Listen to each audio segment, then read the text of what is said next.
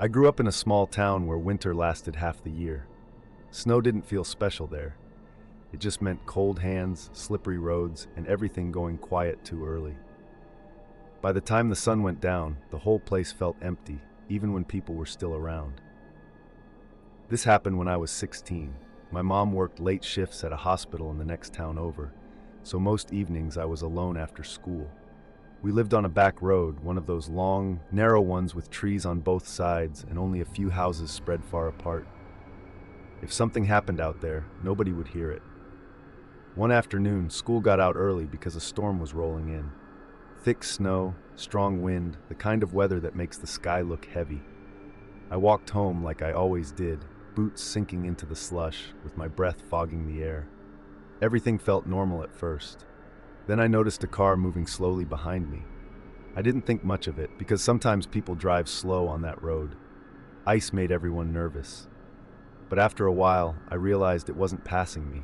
It was just staying there, matching my pace. I kept walking, pretending not to notice, but my chest felt tight. I looked at the snow on the ground and saw my footprints, and next to them, tire tracks that weren't going away. Eventually, the car pulled up beside me. The window rolled down, and a man inside leaned toward me. He was wearing a thick jacket and a hat pulled low. He asked where I was headed. I said I was going home. He told me it was too cold to be walking, especially with the storm coming. He said he could give me a ride. I remember how polite he sounded, calm, almost friendly. I told him I was close. He smiled and said it wasn't safe out there and that my parents wouldn't want me freezing. I said I was fine and kept walking. The car didn't leave. It stayed right beside me for another few seconds, then slowly pulled ahead and stopped. I stopped too. The man got out. That's when fear really hit me. He wasn't dressed for a short drive. He had heavy boots, gloves, and a long coat, like he planned to be outside for a while.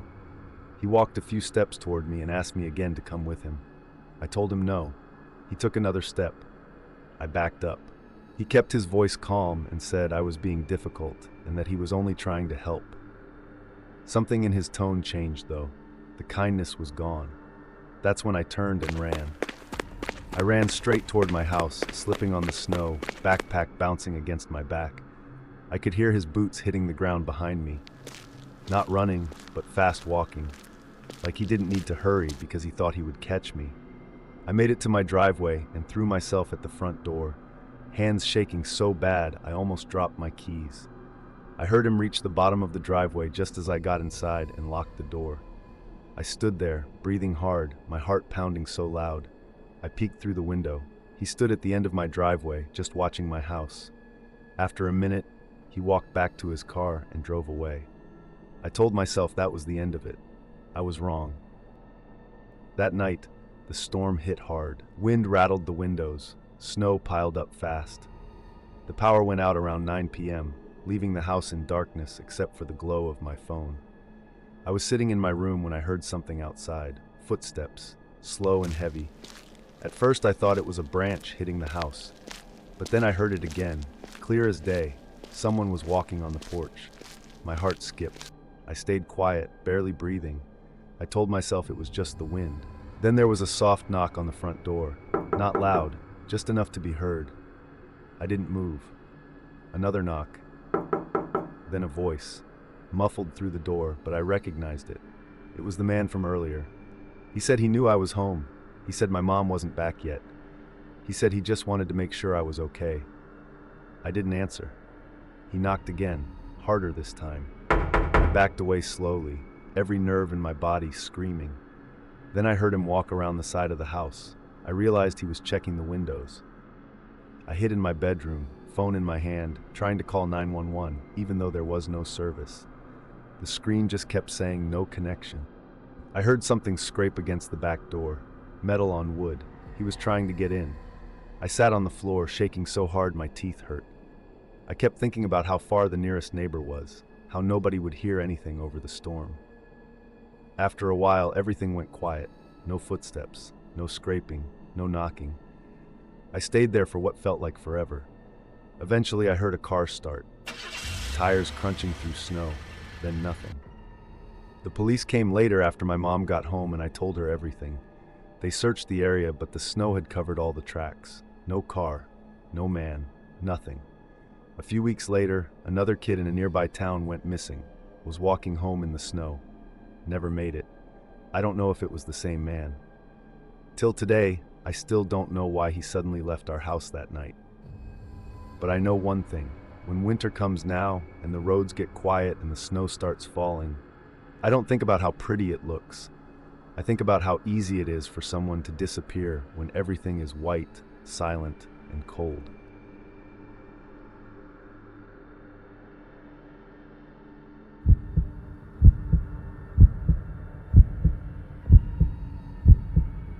I live alone in a small house on the edge of town. Nothing fancy, just 2 bedrooms, a creaky wooden porch, and a long driveway that turns into a sheet of ice every winter.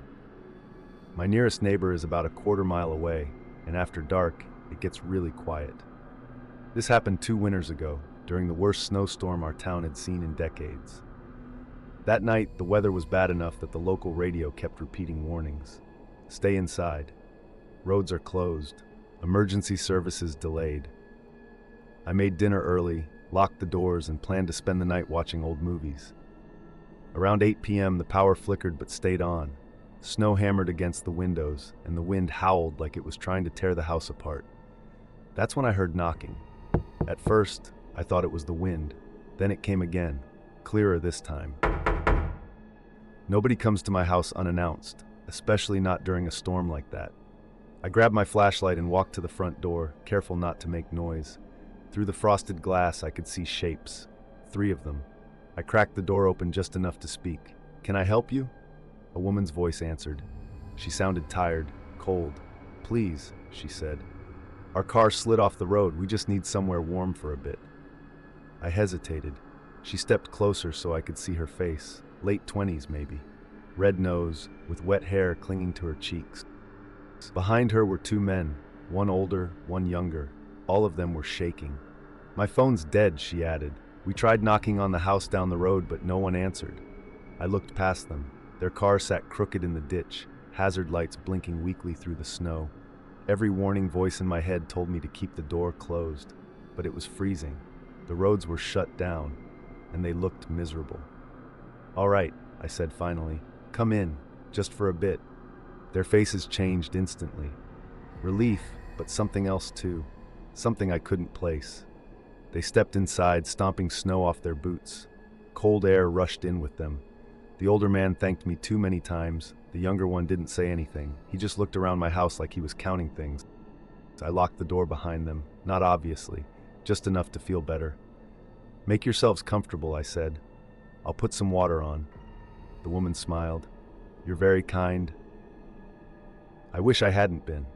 In the kitchen, I filled a pot and turned on the stove. I could hear them talking quietly in the living room.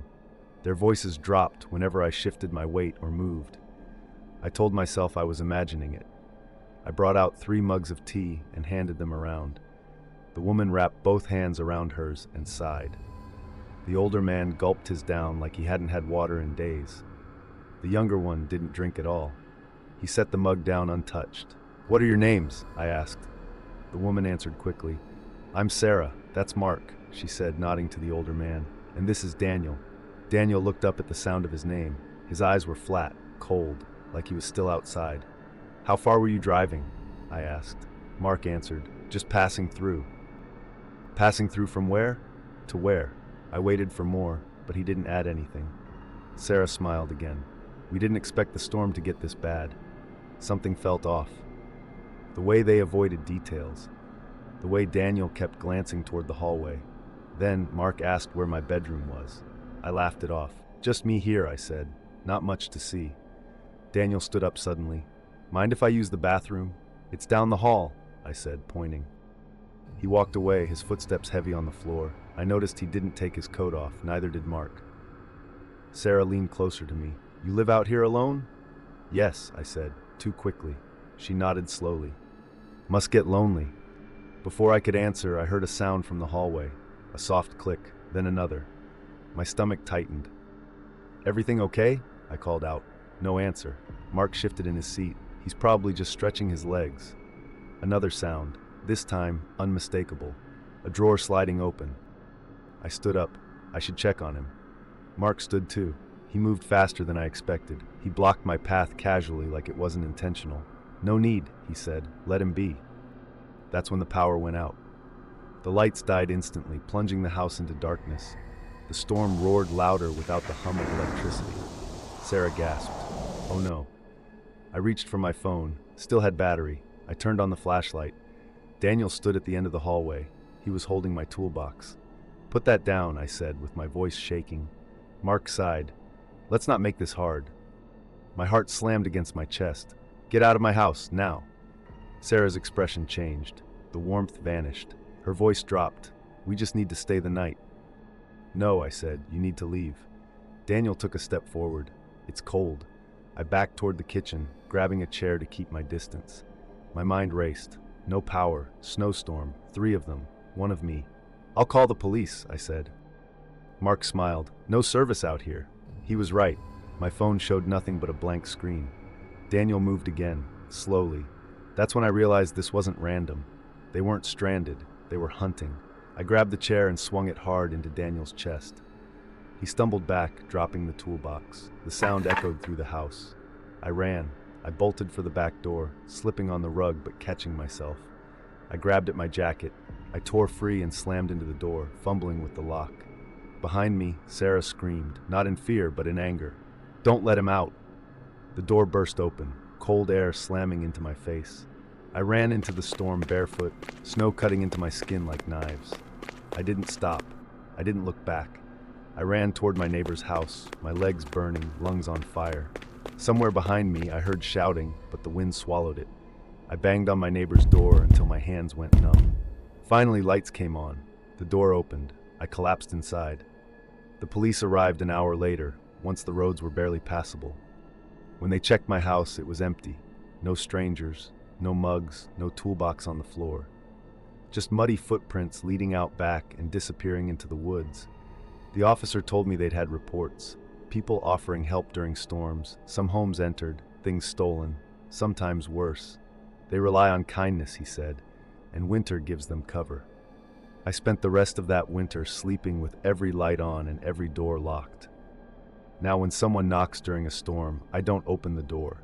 Not anymore, because sometimes the most dangerous thing you can offer a stranger is warmth.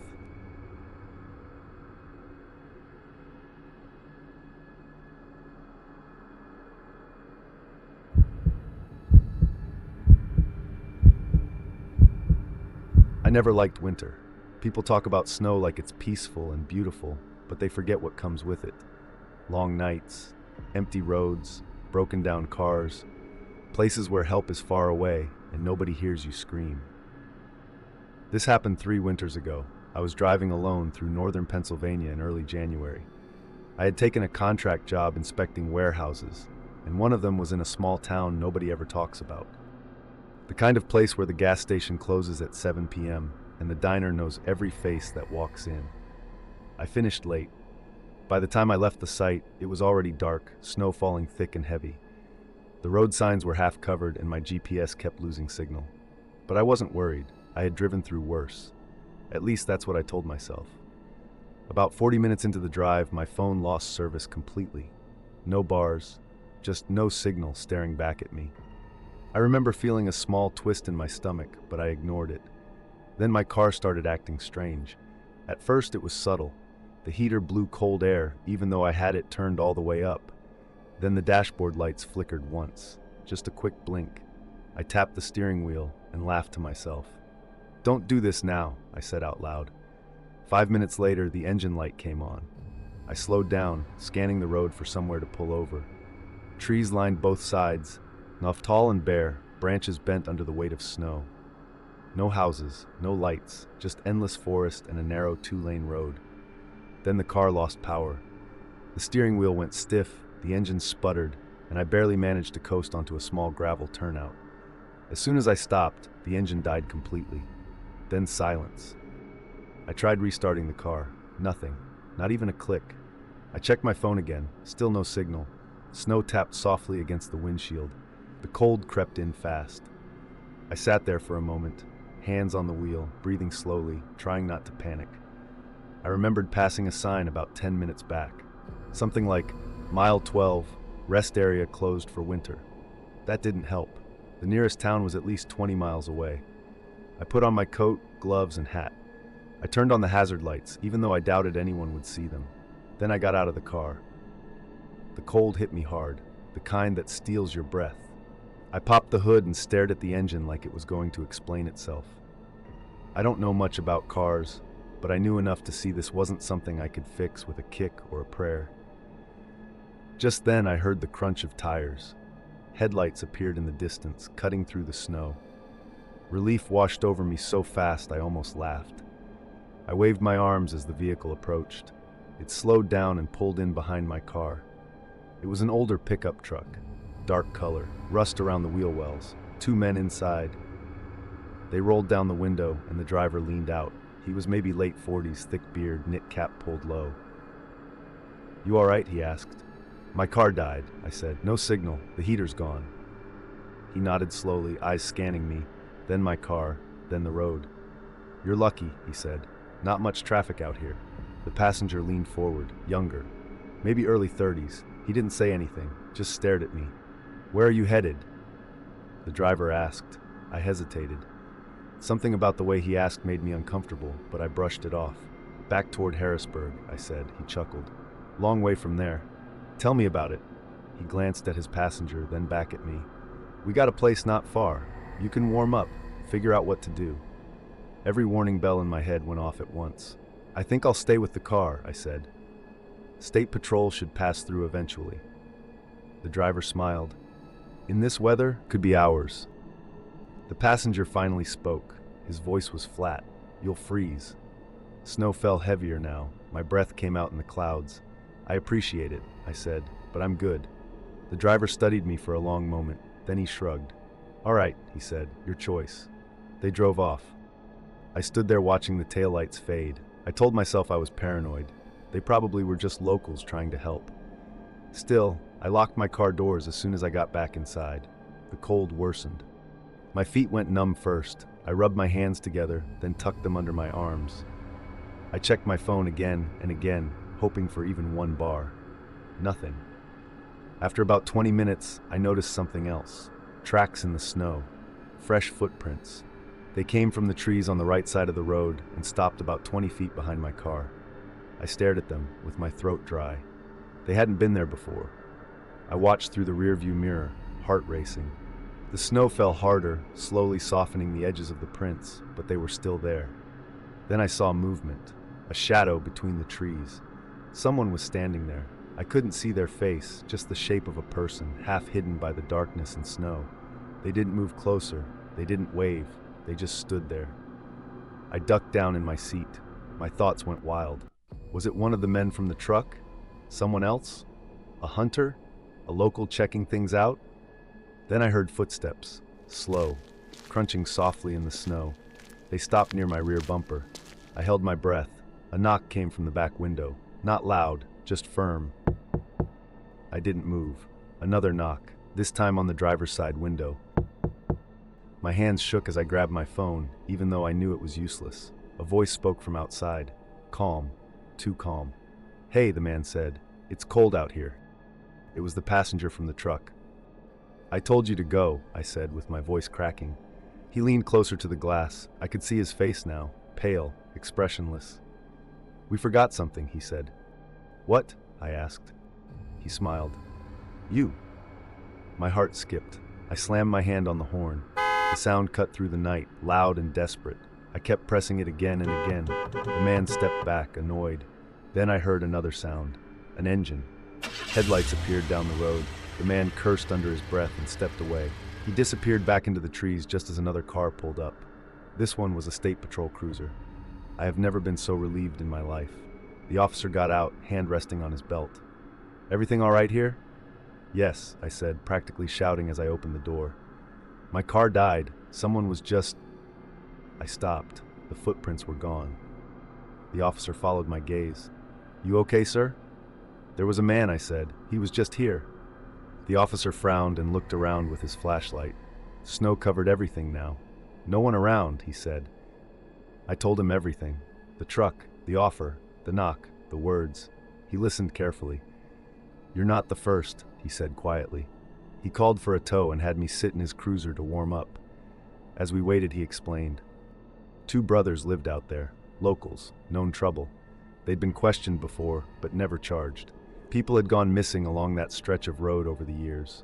Always in winter, always at night, mostly broken down cars. "They look for people who don't have a choice," the officer said. The tow truck arrived and I was taken to the nearest town. I stayed the night in a cheap motel, staring at the ceiling, replaying everything over and over. The next morning, the snow had stopped. The world looked calm again, like nothing bad had ever happened. I quit that contract job a week later. Now, when winter comes, I plan my trips carefully. I tell people where I'm going. And if I break down on a quiet road in the snow, I stay alert. Because sometimes the cold isn't even the most dangerous thing out there.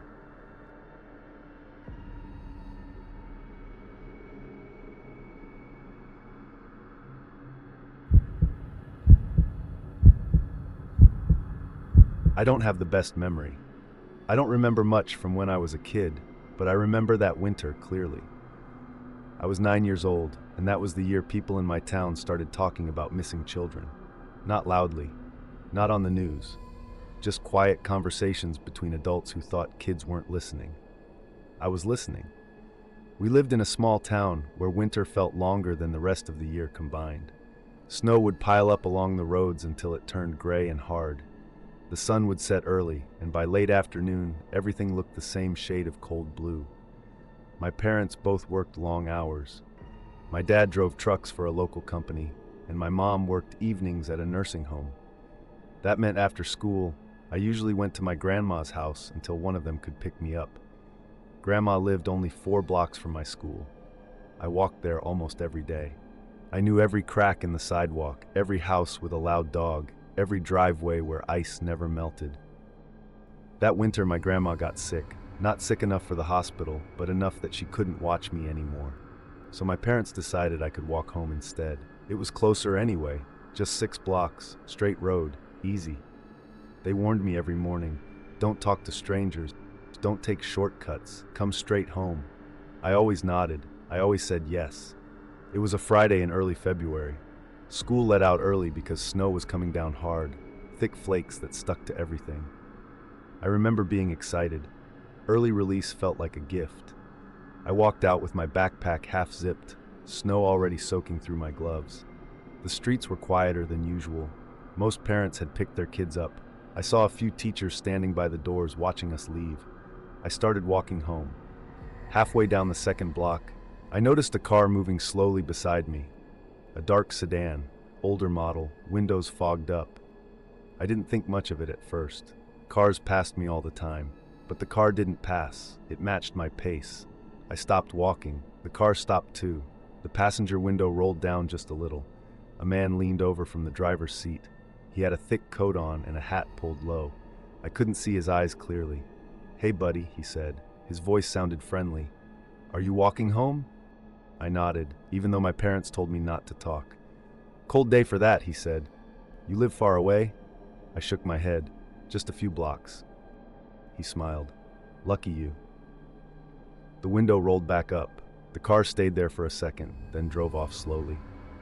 I told myself I was being silly, but I walked faster. By the time I reached the 4th block, the snow was coming down so hard I could barely see the end of the street. The world felt smaller, quieter, like I was alone inside a snow globe. That's when I saw the car again. It was parked on the side of the road this time, hazard lights blinking. The hood was up like it had broken down. The same man stood outside, rubbing his hands together. "Hey," he called out, "can you help me for a second?" I froze. I remembered every warning my parents ever gave me, every school assembly, every scary story adults tell kids. "I can't," I said. My voice sounded small. He laughed softly. "I just need to know if this street connects to Maple Drive. My phone's dead." I knew Maple Drive. It was the street behind ours. I pointed. "That way." "Mind coming closer?" he asked. "I can't hear you over the wind." Something inside me said no. I shook my head again and took a step back. That's when the car door behind him opened. Another man stepped out. He was taller, thinner. He didn't smile. "Come on," the first man said gently. "We're just lost." The second man took a few steps toward me. I ran. I dropped my backpack almost immediately. It slipped off my shoulder and fell into the snow, but I didn't stop. My boots slid on the ice and I almost went down twice. Behind me, I heard footsteps, heavy, fast. I didn't scream. I don't know why. Maybe the cold stole the sound. Maybe fear did.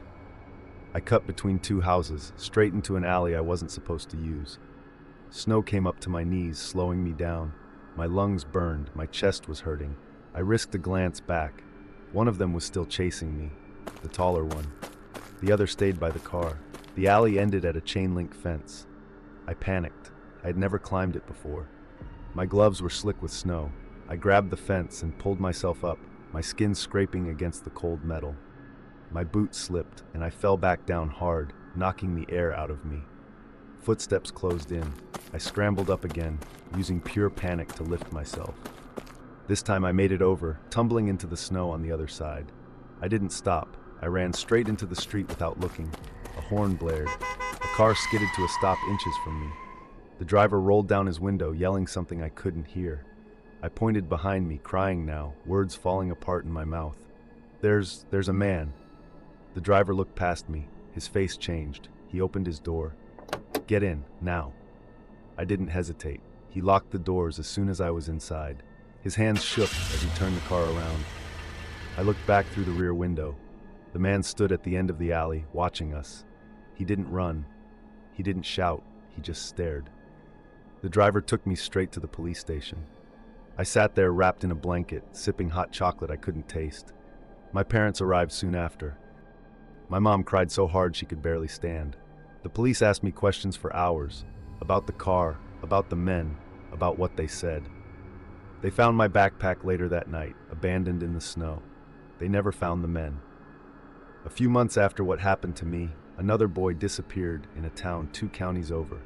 Same age as me, same time of day, winter storm, walking home from school. They found his backpack near a road. They never found him. When I was older, my dad told me that after my incident, the police quietly warned parents to stop letting kids walk alone in winter. Too many close calls. Too many kids who almost went missing. I'm an adult now. I live in a different city, bigger, louder, safer, as people say. Sometimes during the winter, when the snow starts falling thick and heavy, I think about that alley, that fence, that moment when I almost didn't make it over. I remember how close I came to being a name nobody remembers.